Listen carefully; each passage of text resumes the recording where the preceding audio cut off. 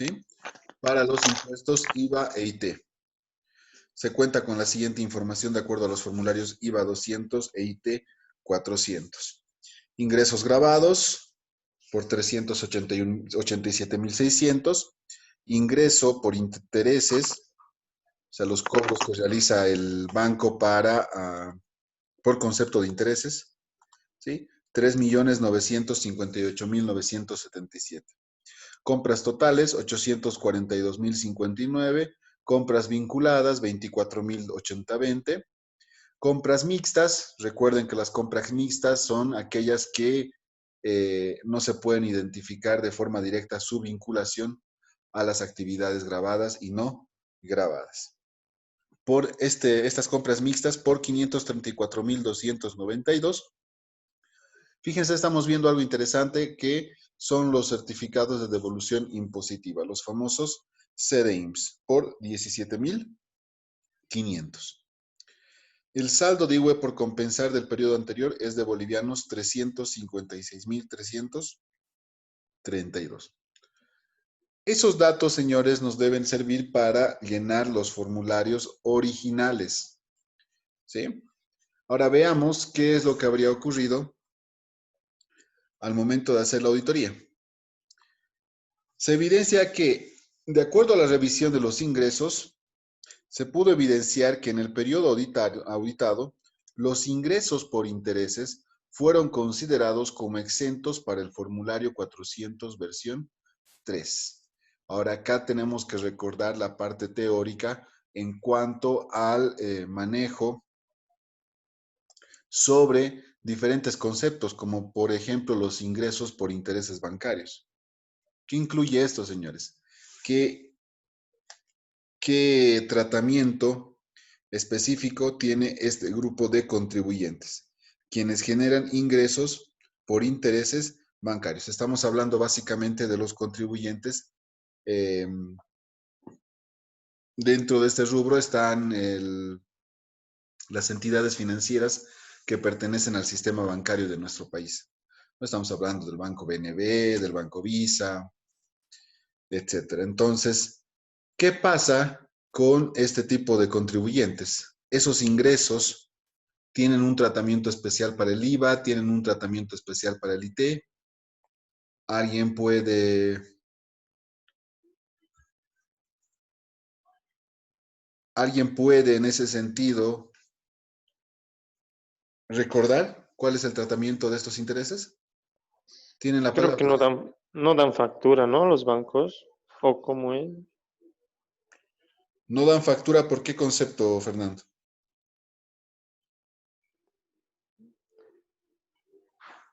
Eso no sé, pero lo que sé. Ya, a ver, estamos por ahí, ya, a ver, ¿alguien más?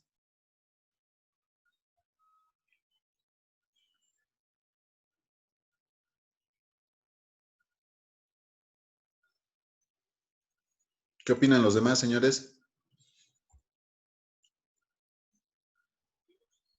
Dicen buenas noches, según la ley están exentos de del IT y del IVA porque son ingresos, ingresos por intereses. Gracias, Joel. ¿Qué opinan los demás? ¿Será que está exento del IVA y del IT? Como menciona su compañero.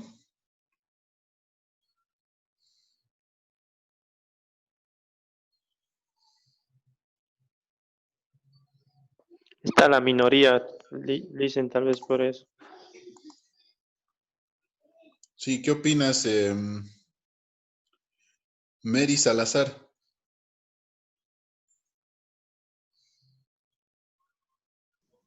Buenas noches, Lice. Hola, buenas noches. ¿Qué Ah, opinas sobre los ingresos por intereses en las entidades financieras? ¿Están exentas? ¿Están grabadas a tasa cero? ¿No son objeto? mm, el IVA creo que está exento, pero el IT creo que sí está grabado, creo que es cuando es mayores o menores a 3 meses, algo así, dicen, no recuerdo muy bien. Ya estamos por ahí. Eso de los 3 meses es para los intereses en depósitos a plazo fijo. Ese tiene un tratamiento diferente. Pero ya, dijiste que para el IVA sí. Y para el ITE hay que ver. A ver, ¿qué opinan los demás? ¿Quién más? A Dice no ver. está alcanzado por los impuestos a las transacciones financieras. No, ese es otro tipo de impuesto. Ahorita nos estamos enfocando en lo que es el IVA y el IT. El ITF es otro impuesto que es únicamente para transacciones en moneda extranjera. ¿Sí? Ese es otro impuesto. Dice, Adelante. creo los intereses están exentos del IVA y del IT y solo retiene el RC-IVA. Ya, Daniela. Daniela vuelve a afirmar lo que dijo Joel. Ay, no escucha muy bien.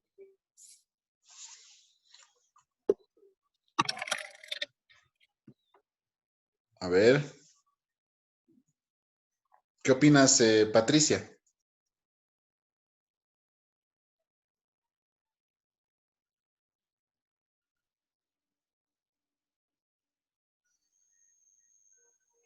Patricia, ¿está? Lisa, Buenas noches. buenas noches. ¿Cuál era su pregunta, Lisa? No estás atenta. Estamos hablando de los ingresos por intereses bancarios en entidades financieras. ¿Qué opinas sobre su tratamiento tributario? ¿Están exentos de IVA? ¿Están exentos de pagar el IT? ¿O no están Eh, exentos de IVA? en el IVA débito se saca igual por proporcionalidad, igual que en las unidades educativas. Y ¿El IVA débito o el IVA crédito? el IVA débito. Nunca hemos visto un IVA débito proporcional. Hemos visto un IVA crédito proporcional a los ingresos. No, ¿Grabados o no grabados? del IVA crédito, Lisa. Ah, ya. Ya, pero me refiero a que si corresponde declarar como ingreso grabado dentro del formulario 200 el ingreso por intereses bancarios. Los intereses, ¿no? Dice, Ya, por los ingresos no grabados, sí corresponde a lo que viene a declarar el IVA, pero no por los intereses o algo así. ya. Y en cuanto al IT, ya hasta ahí todos creo que estamos de acuerdo. Para el IVA no corresponde, ¿sí? Se consideran como ingresos exentos. Solamente sus ingresos no grabados. Ya. ¿Y en el IT también Ay, está no exento? me acuerdo, Liz. Ya, ya, más vale tu sinceridad. Señores, para cuestiones del IT está totalmente grabado por este impuesto, ¿sí? Entonces, si bien en el IVA vamos a considerar como un ingreso exento de este impuesto, para el IT lo tenemos que declarar a un 100%, ¿sí? Entonces, volvamos a analizar los hallazgos de auditoría. Se habría evidenciado que en el formulario 400 los intereses o los ingresos por intereses fueron considerados como exentos para este formulario. Ahí hay un error, ¿sí? Entonces, eso es lo que tenemos que corregir. Y en cuanto a la revisión de facturas de compras declaradas, se pudo evidenciar que las compras mixtas en realidad suman un total de 801,439. Ese es otro tipo de hallazgo en relación a las compras mixtas que habría declarado el contador. Las que estoy marcando en estos momentos en la pantalla son menores. Revisada la documentación, se pudo hallar una cantidad mayor de facturas que están relacionadas a aquellas en las que no es posible discriminar su vinculación directa con las actividades grabadas y no grabadas. Entonces, en ese sentido, debemos hacer 2 ajustes para nuestro proyecto de rectificatorio, ¿sí? Entonces, todo esto ya lo van a empezar a hacer ustedes. Ya sabemos armar papeles de trabajo, ya sabemos generar las diferencias en cada una de los impuestos y tenemos ya la idea, el enfoque para determinar estos hallazgos respaldados con los formularios correspondientes. ¿Sí? No sé si hay alguna consulta respecto al caso práctico 6. El caso práctico 6 se revisaría el día el día martes. ¿Se comprende lo que se tiene que hacer?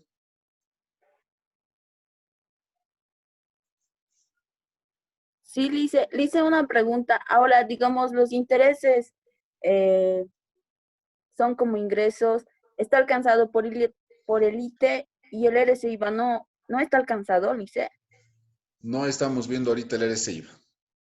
¿Sí? Ya, Y perdón. el RCIVA, en realidad, en cuanto a este tipo de actividades, entiendo que lo hemos hablado, ¿sí? Seguramente, corresponde cuando se retiene el RCIVA a personas naturales que perciben el interés en su caja de ahorro, el interés en su depósito a plazo fijo o en su cuenta corriente.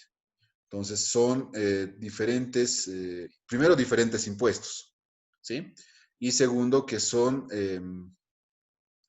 están referidos al pago de intereses a sus clientes. En este caso, el supuesto es que esta empresa, Difácil S.A., está obteniendo ingresos por el cobro de intereses en préstamos bancarios. No está pagando intereses. Entonces, el RCIVA va a corresponder cuando esta entidad financiera pague los intereses. ¿Se comprende esta parte? Sí, Lice. Muy bien. Dice, Sí, adelante. ¿a qué se refiere con valores por imputar del CDI? Ya, muy buena pregunta. Para ello vamos a ver, yo les voy a pasar los formularios originales y en base a eso ustedes tienen que elaborar los formularios rectificados, ¿no? Los proyectos de rectificatorio. Entonces, fíjense, acá el contador en la primera parte, voy a poner en pantalla, ahí está. Ahora sí, ven mi formulario, ¿verdad? ¿Sí? Sí. Perfecto. Entonces, fíjense acá, declaro el mes de octubre de 2018, declaro como venta de bienes grabados los 387,600 y acá declaro en ventas no grabadas y operaciones que no son objeto del IVA, es donde se declara justamente este tipo de ingresos por intereses bancarios, ¿sí? Por 3,958,977. Acá al parecer está correcto todo en la primera parte, como que esa parte no se tendría que rectificar. En la parte 2 sí habría un problema, principalmente en la casilla número 31, ¿no?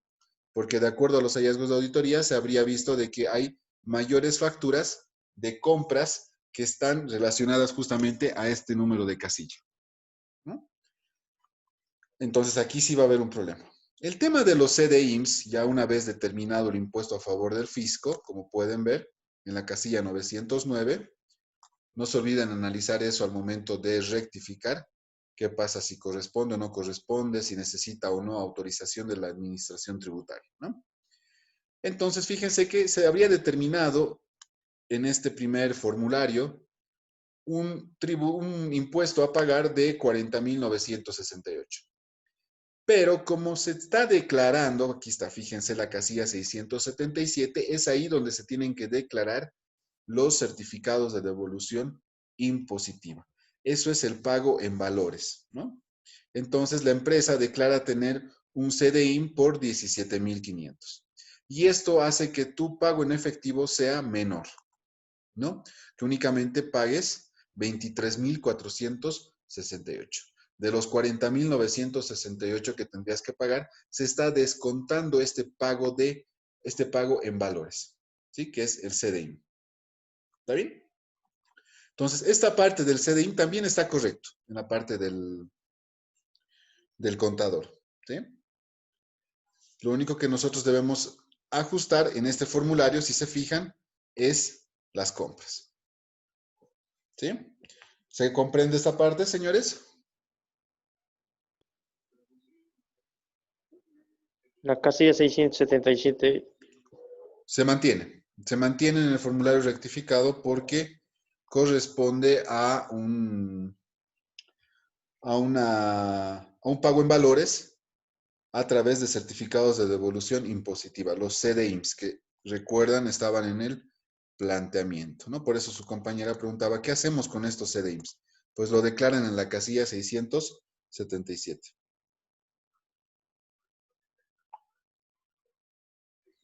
Licenciado, ¿Sí? ¿cómo una empresa obtiene esos CDI? Este tipo de empresas principalmente compran a las empresas exportadoras estos CDIMS.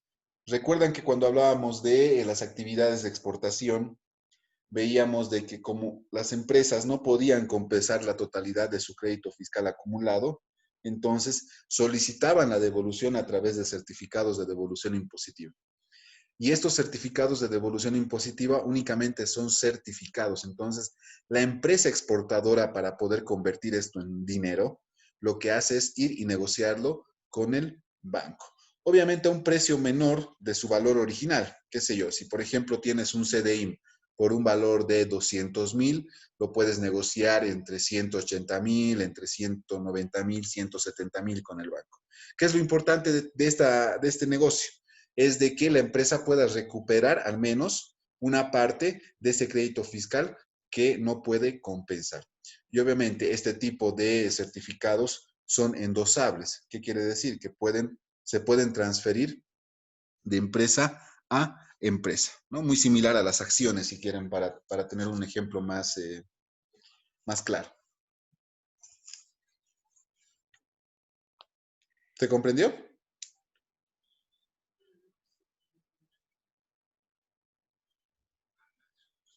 ¿Se entiende la parte de los CDIM, señores?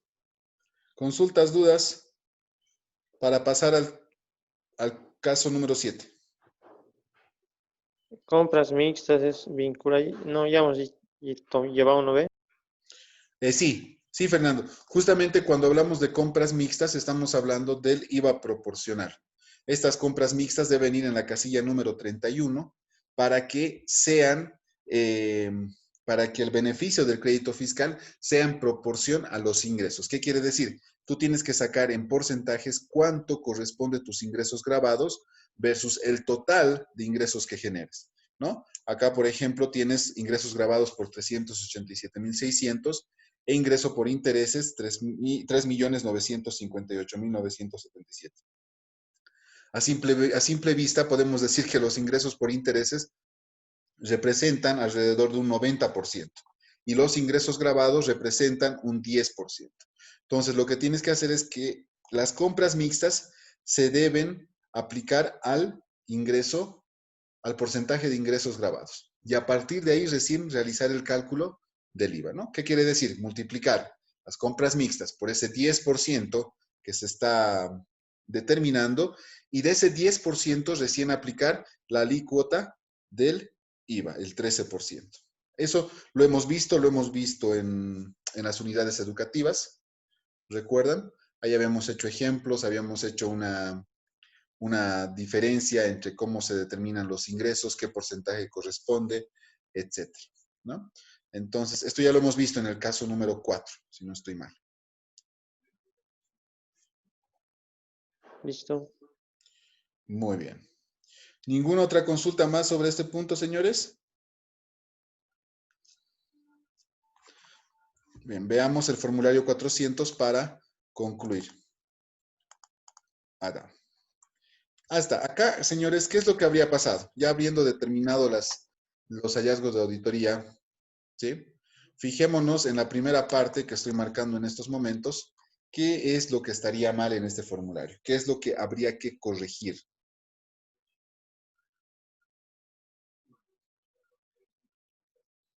Exentos. ¿Exentos de qué? Ingresos exentos. Ya, esos ingresos exentos, ¿a qué se refiere, Fernando?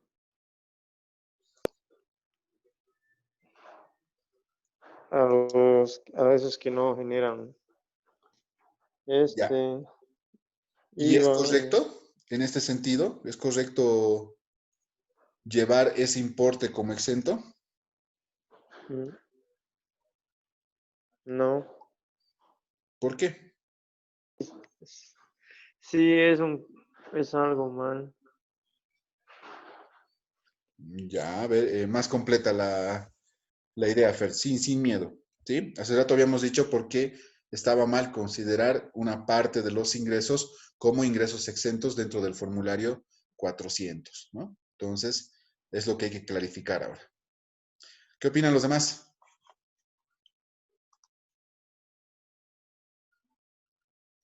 ¿Qué opinas, Lorna?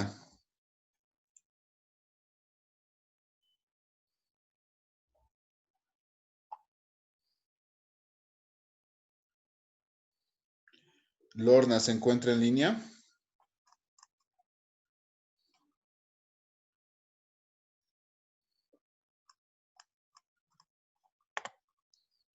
Creo que se fue. A ver, vayamos. Rodrigo Jiménez.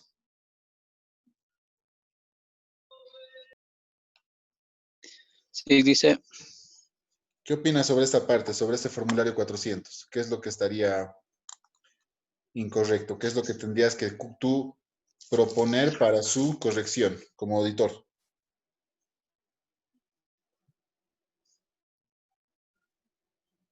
que en la parte de exentas hay que sumarlo más los ingresos grabados. ¿Sí? No hay que sumarlo, o sea que tu total ingresos grabados tendría que ser algo de 8.200.000. O sea, tú quieres sumar la casilla 3 y la casilla 23. No, en el ingreso exento sería la de 4.346.000, no solo 3.000. O sea que en la casilla 23 quieres repetir nuevamente el importe de 4.346.000.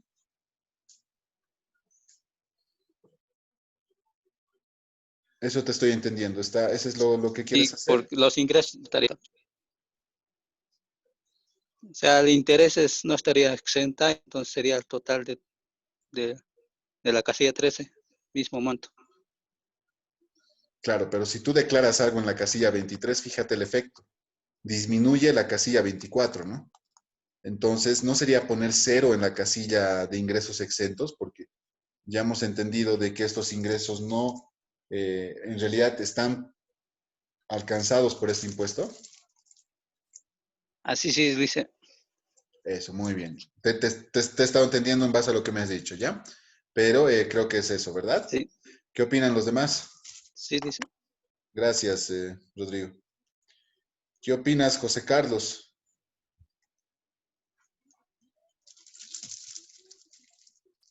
Es como usted había dicho, Lice, que el IVA está exento por los ingresos de intereses, pero en el ITE se paga al 100%, entonces en la casilla 13 tendría que ir el total y en la 23, como usted dijo, cero. Muy bien. Con eso, pues el efecto va a ser mayor en la base imponible, o sea, en la casilla 24, ¿sí? Y a partir de ello se calcula el 3% del impuesto, ¿no? Y obviamente todo esto va a cambiar, ¿sí? Entonces, fíjense que los hallazgos ahorita en este caso particularmente no son muy complicados, simplemente hay que elaborar los papeles de trabajo que corresponden para que a partir de ello, pues, se generen las rectificatorias. ¿Está bien? Creo que no hay ninguna duda más sobre este caso. Ojo, esto ya lo tienen que tener para el día martes, ¿no?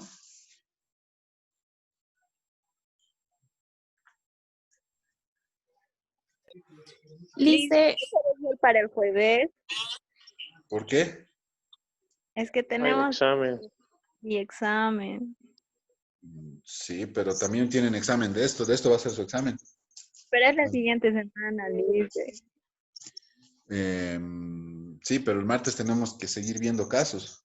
Por mí no hay problema. Si lo quieren entregar Jueves. el día jueves, ya. Entonces les propongo algo. El martes veríamos 2 casos más particulares de este tipo de impuestos y el día jueves revisaríamos todos. ¿Estamos de acuerdo? En total tendríamos que revisar 4 casos.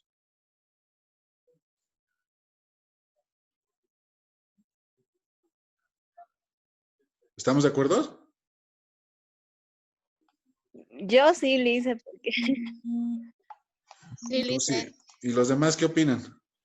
Sí, estoy de acuerdo. Sí, está bien, Lice.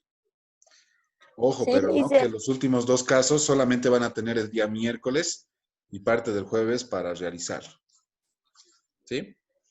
Porque ya estamos empezando a como que ver simplemente la parte de los hallazgos como análisis en clase y a Sí, partir de doctor, eso está ustedes tienen que bien. trabajar. ¿Estamos de acuerdo? dicen, Sí, entonces para el día jueves serían cuatro casos, ¿ya? los 4 casos. Los 4 casos. Y voy a dejar por lo menos otros 4 casos para el fin de semana con el fin de que puedan rendir bien sus exámenes. Ya de esos 4 casos adicionales no vamos a hacer un análisis. Esa es una tarea que ustedes mismos tienen que ir analizando. ¿Sí? Lice, Sí. entonces los 4 casos el día jueves estaríamos revisando Sí, y si nos revisando viene mal, para absolver dudas, para ver en qué de repente se han equivocado o qué procedimiento habrían omitido. Entonces, eso sería para el jueves. Simplemente vamos a revisar todos los casos que estamos viendo el día de hoy y el día a martes. ¿Sí? Y el mismo jueves yo ya les voy a dejar 4 prácticas para que sea como repaso de su examen. ¿Sí? Entonces, acá va a depender mucho de cómo vayan evolucionando en esta semana, principalmente, estos 4 últimos casos que vamos a ver. Y pues a partir de ello ya ustedes tienen que practicar para su examen. ¿Está bien? Va a tener ya harto listo, está bien. para revisar y eso. ¿Perdón? ¿Patricia? Patricia, no te escuché bien.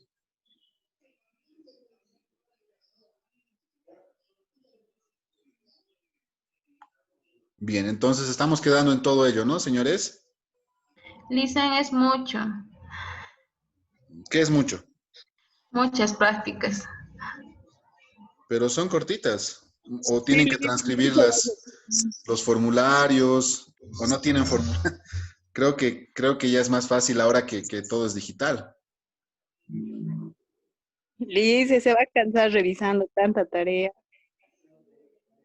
No, es fácil de revisar esto, ya son más numéricos, no es como revisar un mapa mental, que, que sí es más complicado.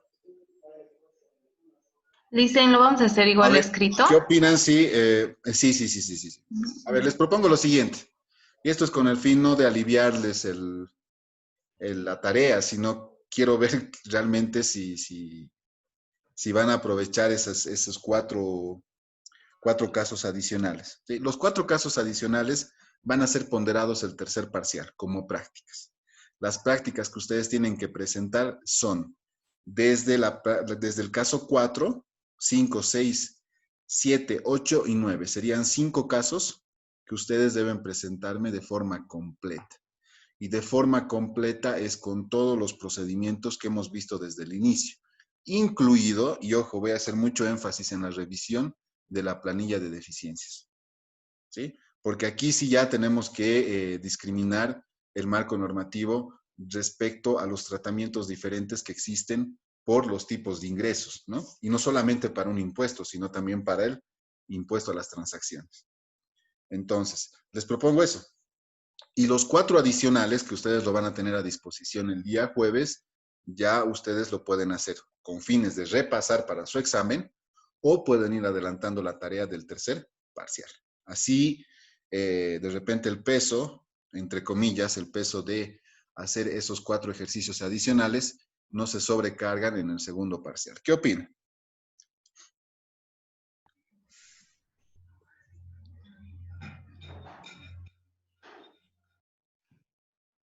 ¿Cuáles casos has dicho, Lice? Ahorita estamos en el 7. El día martes vamos a ver el 8 y el 9 y con eso concluimos todos los casos.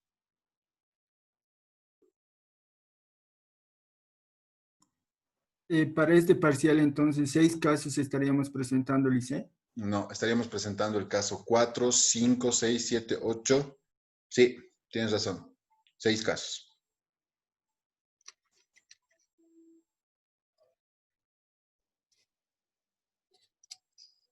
Lice, ¿y para cuándo vamos a presentar esas prácticas? Para el día del examen. Que es el subsiguiente martes, ¿no? Tienen más de una semana. Sí, le dicen, pero no es la única materia que tenemos. ¿Perdón? No es la única materia que tenemos trabajos, dice. Pero, bueno, no hay otra opción.